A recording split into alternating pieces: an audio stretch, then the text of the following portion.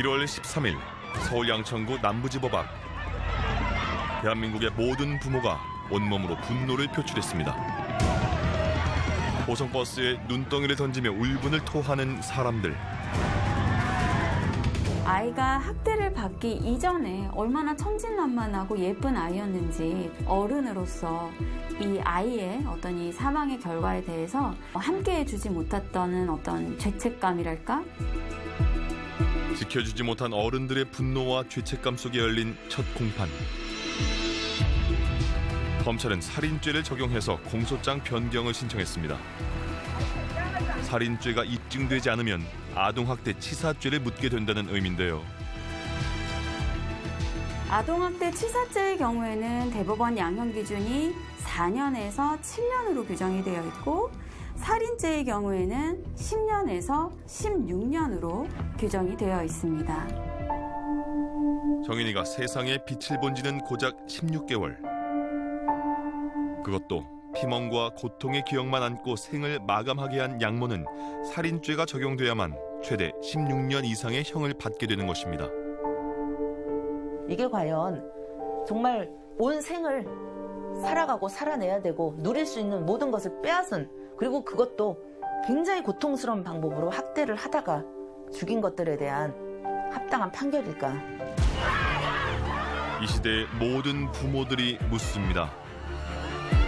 꽃으로도 때리지 말라는 아이들을 무참히 짓밟은 어른들에게 과연 대한민국은 합당한 벌을 주고 있는 걸까요?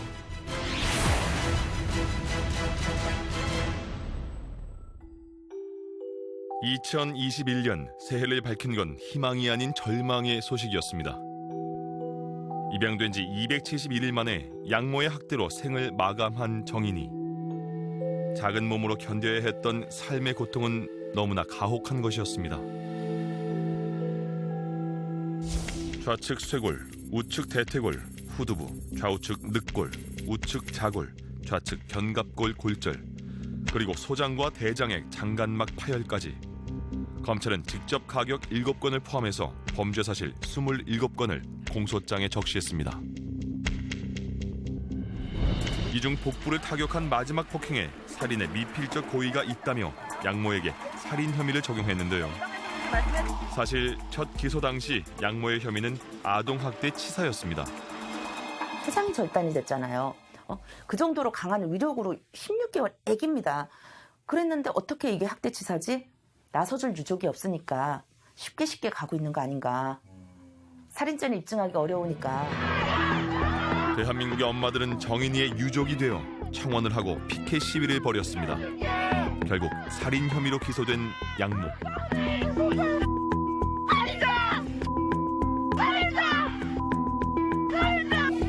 하지만 또 한 명의 가해자였던 양부는 폭행 당시 현장에 없어 계획적인 살인으로 보기 어렵다는 이유로 살인죄가 적용되지 않았는데요.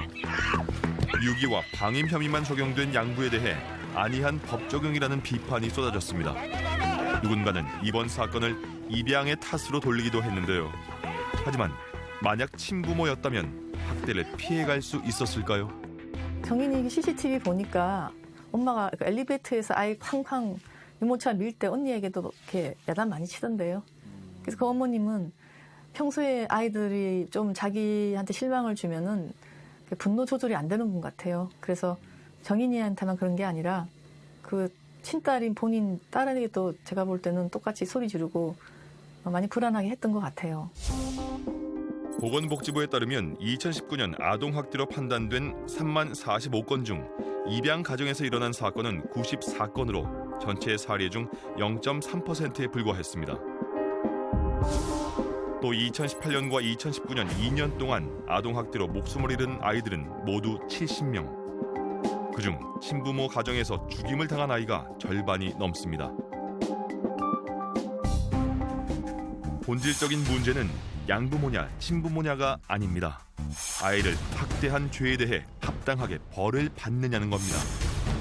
과연 이 부모들은 아이를 죽음으로까지 몰고 간 죄에 대해 합당한 벌을 받은 걸까요?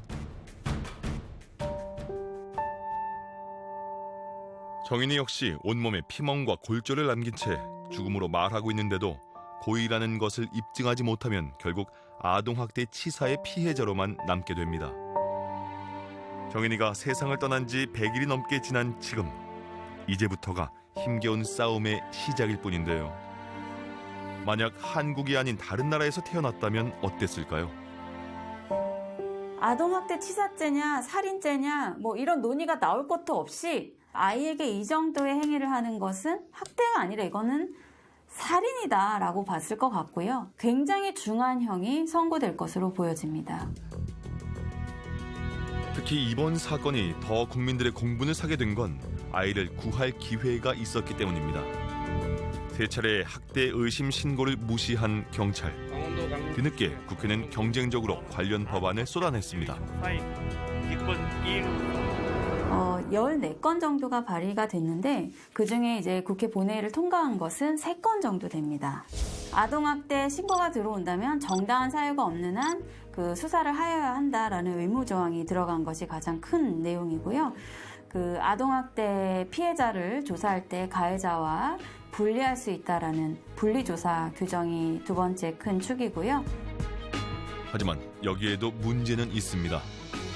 즉각 분리를 하면 뭐 하겠는가? 인프라가 하나도 없는데 72시간이 지나면 집으로 돌려보내야 된다는 얘기거든요. 그러면 한 3일 데리고 있는 게 무슨 의미가 있겠는가? 이 아동학대를 근절하는 데 있어서. 그러면 이 분리가 됐다가 돌아가서 사망한 아이들이 엄청 많은데 이것에 대한 대책은 있는가? 결국 근본적인 문제들을 해결하지 않으면 학대는 반복될 거라는 것. 지금 이 순간 제2의 정인이가 생사의 갈림길에서 고통을 호소하고 있을 수도 있습니다. 학대 예방을 위한 법적 테두리 마련도 시급한데요. 외국에서는 이미 그 아동 학대를 사후적인 처벌에 포커스를 두는 것이 아니라 아동의 복지에 중점을 두고 사전 예방적인 시스템이 굉장히 잘 구축이 되어 있어요. 그래서 뭐 스웨덴이나 미국, 영국, 일본 같은 경우에도 그 부모에 대한 교육을 필수 사항으로 규정을 하고 있어요. 그래서 아이의 양육을 어떻게 해야 하는지 또는 어떤 행위가 아동 학대로 볼 수 있는지에 대한 그 유형들에 대해서 부모뿐만 아니라 아이에게도 교육을 사전에 하고 있습니다. 일부 가해 부모들의 경우 훈육의 목적이었다며 폭력을 정당화하려고도 하는데요. 교육이라는 핑계로 소리를 지르거나 할 때 그 자체는 굉장히 쉬운 일이에요. 그렇지만 떼쓰는 아이를 계속 인내를 하고 좋은 말로 타이르고 하는 건 어려운 과정이에요. 훈육이라는 목적으로 내 스트레스를 풀고 있는 아주 편리한 보육을 하고 있다면 그거는 학대가 될 수 있다라는. 내가 이렇게 했을 때 아이가 표정이 어떤가? 너무 무서워하지는 않는가? 회피하지는 않는가? 반항하지는 않는가? 무슨 효과도 없지만 아이에게 어떤 고통이 간다는 이야기예요. 그렇다면 아동학대가 과연 부모만의 문제일까요? 울산의 한 아파트. 어린 남매의 웃음으로 가득 찼던 공간은 지난 가을부터 한숨과 적막으로 채워졌습니다. 안녕하세요. 네, 안녕하세요. 이제 작년 10월 5일이었죠. 아이가 이제 그 하원하고 오는데 본인 사이즈보다 훨씬 큰 바지를 입고 왜 바지를 이런 걸 입고 왔냐라고 물어봤을 때 이제 선생님이 여기 허벅지를 밟아서 참을 수가 없어서 울었다. 피해자 부모가 듣게 된 이야기는 충격적이었습니다. 근데 왜 쉬했어? 선생님이 아프게 해서 유치원에 매매가 없어서 화내기도 하고 때리기도 해요. 다른 친구들한테도 그렇게 소리 지르신 적 있어? 아니, 무서울 때 사람았네. 육식동물이네. 그런 거지만 그러면 친구들은 그런 소리 들으면 어떻게 해? 눈물 나. 아이가 무덤덤하게 꺼내놓은 이야기에 부모는 눈앞이 캄캄해졌습니다. CCTV를 확인하기 위해 어린이집 원장을 찾아갔는데요. 문 양쪽을 딱 닫으시더니 무릎을 꿇더라고요. 저희가 해결하게 해주시면 안 되겠느냐, CCTV 안 보시면 안 되겠느냐. 실랑이를 한 끝에 CCTV를 받고 거기에서 진짜 저희 애가 얘기했던 거는 정말 일부였어요. 아이가 화장실에 가고 싶다고 해서 근데 선생님이 못 가게 딱 제지를 해요. 근데 그 자리에 그대로 20분을 방치해요. 그때 아마 앉혀놓은 상태에서 쉬를 한 것 같아요. 그러니까 이게 뒷목을 이렇게 잡아서 던져요. 던졌는데 아이가 다른 친구들이 먹고 있는 식판에 머리를 박아요. 애가 아파서 머리를 이렇게 만지는데도 분이 안 풀렸나 봐요. 다시 낚아채서 복도로 나가는데 CCTV가 잡히지 않는 사각지대예요. 차마 눈뜨고 보지 못할 아이의 학대 장면. 그 길로 나와 바로 경찰서와 구청에 신고를 했습니다. 애 허벅지 저렇게 밟고 삼킬 때까지 애가 저렇게 아파하는데 그저 보세요. 여기 CCTV에도 보이는데 애가 저렇게 힘들어하는 게 CCTV 저 화면에도 보이는데 뭐 하는 거예요? 놔주세요! 놔둬! 지켜 놔둬! 놔둬! 놓으세요! 놔두라고요.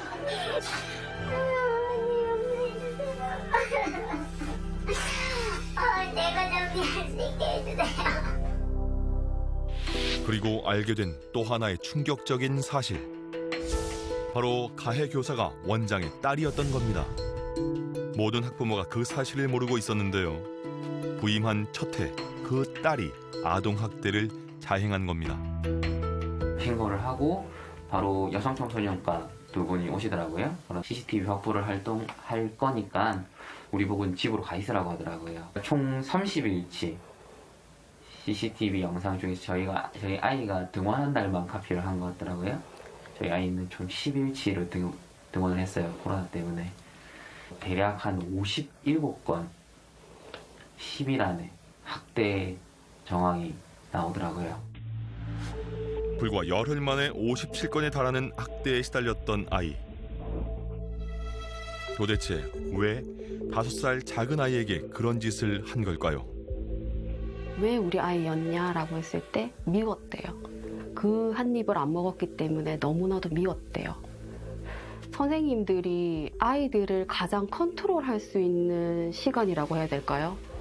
밥 먹는 시간이래요. 선생님이 먹으라고 한 거를 먹지 않았을 때 아, 저렇게 선생님 말을 안 들으면 저 친구처럼 될 수 있구나라는 위협감이 든 거예요. 존경이 아닌 공포의 대상이 된 선생님. 다른 아이들도 정신적인 피해를 당한 것입니다.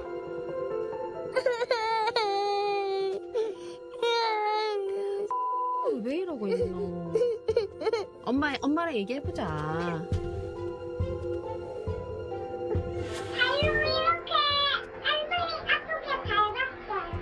머리를 어떻게 때렸어? 이게 머리야.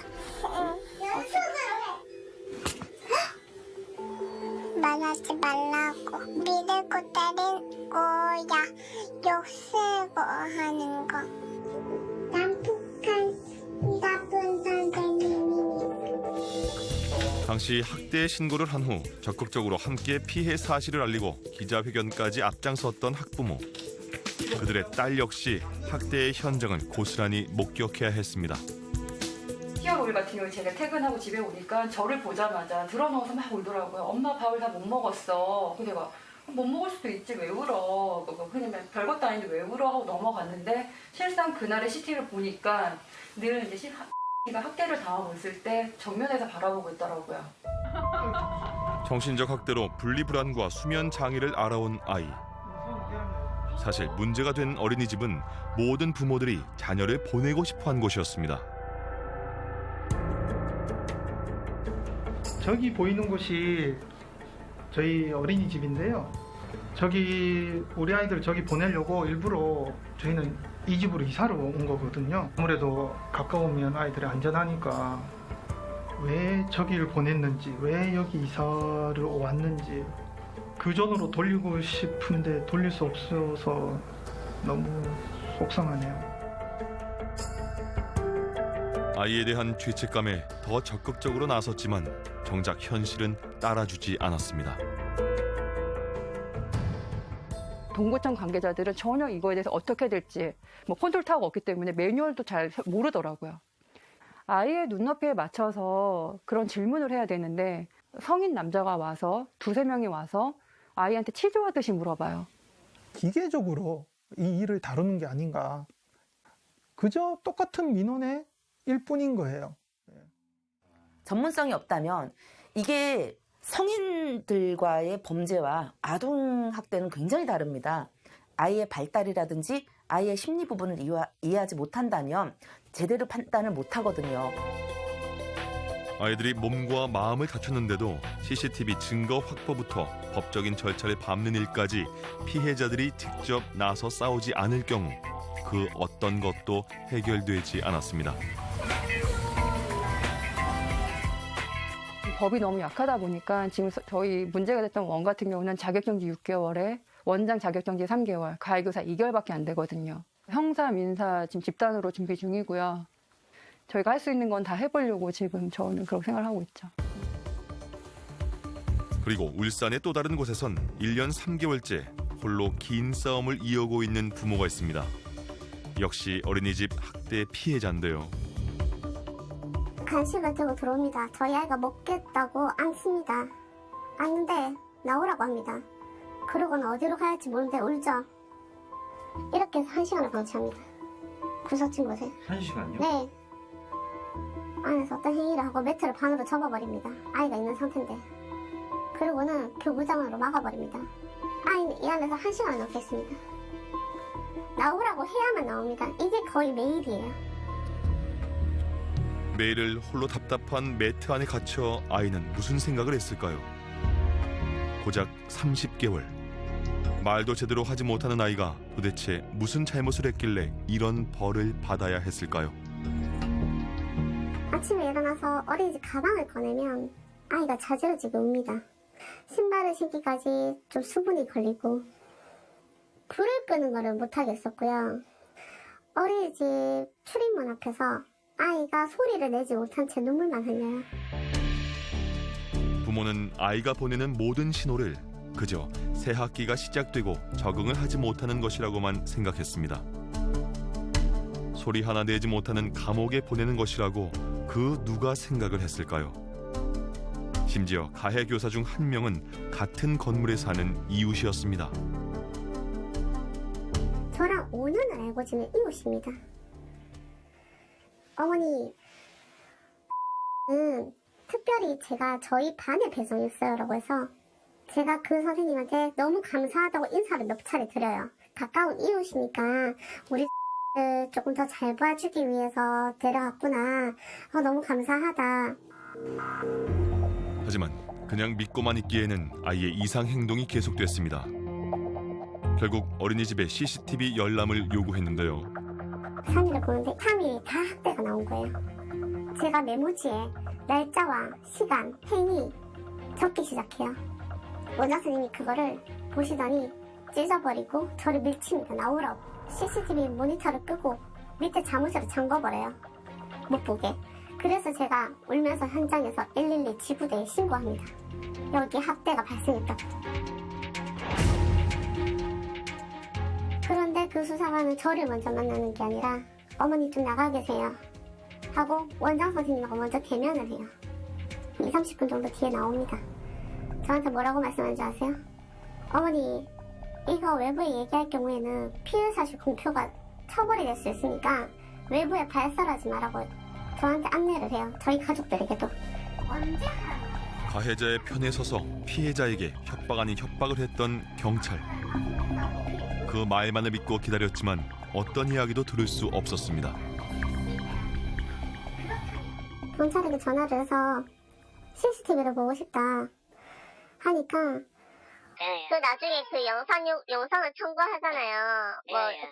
그러면은 그때 제가 듣기로는 다른 사람들 얼굴 모자이크 처리하고 그 받을 수 있다고 하는데 뭐 시간당 모자이크 처리 비용 얼마 제출하고 시간당 10만 원의 모자이크 비용이 드니까 그 모자이크 비용을 내 가지고 모자이크 해서 보시고 하나는 가해 교사를 포함한 그 영상 속에 나오는 사람 모두 아동일 경우에는 부모의 동의서 노후들을 다 받아오면 보여주겠다.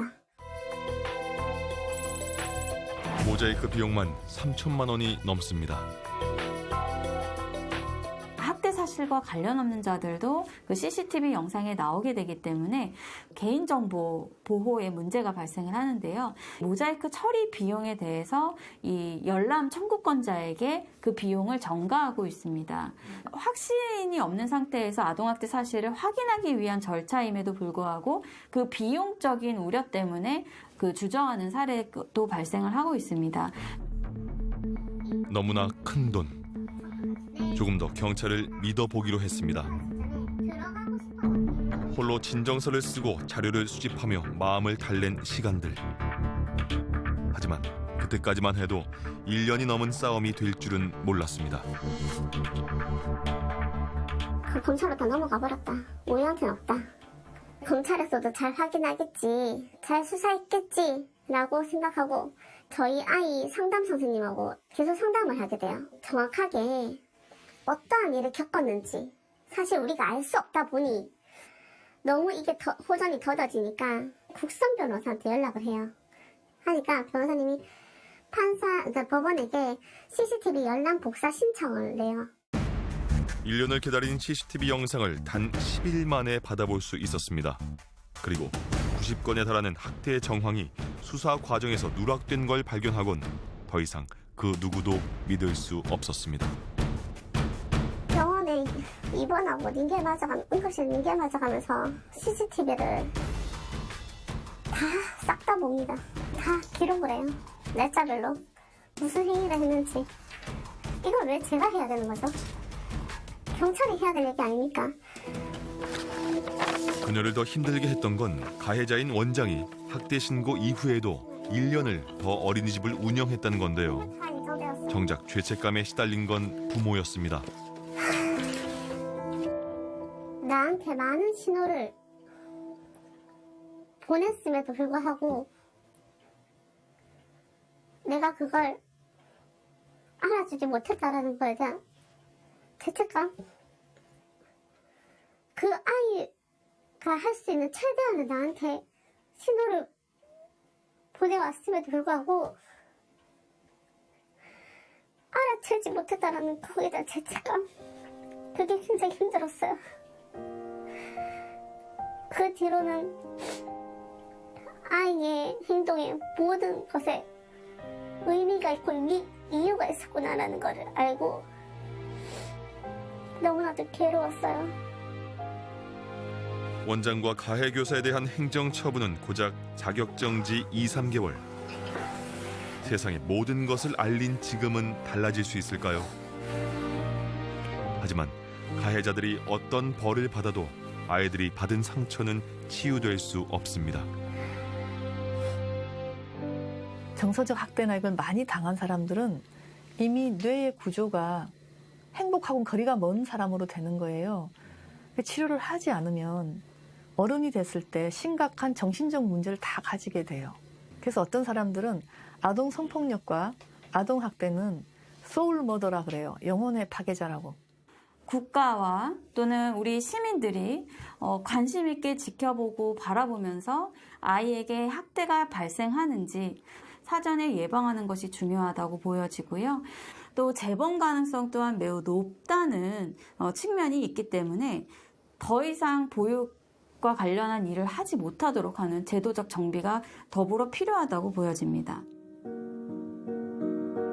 정인이 사건 이후 수면 위로 올라오고 있는 아동학대 사건들. 우리가 무심코 지나치고 흘려보낸 아이들이 얼마나 더 있었을까요? 어쩌면 정인이는 자신과 같은 고통을 겪는 모든 아이들에게 더 이상 자신처럼 아프지 말라고, 남은 생을 고통 없이 행복하게 살아가라고 말하고 싶었는지도 모릅니다. 하지만 아직도 우리 주변에는 어른들의 잘못으로 학대의 기억을 안고 살아가야 하는 아이들이 있습니다. 선생님들이 다 경찰서에서 잡아갔어. 감옥에 있어. 못 나와. 라고 하니까 감옥에서 선생님들이 작전을 짜고 있지 않을까? 거기서 나오면 어떡해? 라고 하는 거예요. 문 3개로 막아놨어. 엄마 3개 안 돼. 10만 개 해줘. 10만 개. 이렇게 표현을 하더라고. 선생님 혼내줬으면 좋겠어? 경찰 아저씨 데리고 와줘. 데리고 가서 엄마가 선생님 혼내줬으면 좋겠어? 대한민국의 부모들은 지금도 묻고 있습니다. 과연 이 나라는 아이들의 오늘을 어떻게 지키고 있는지, 그리고 과연 아이들이 행복한 나라인지를.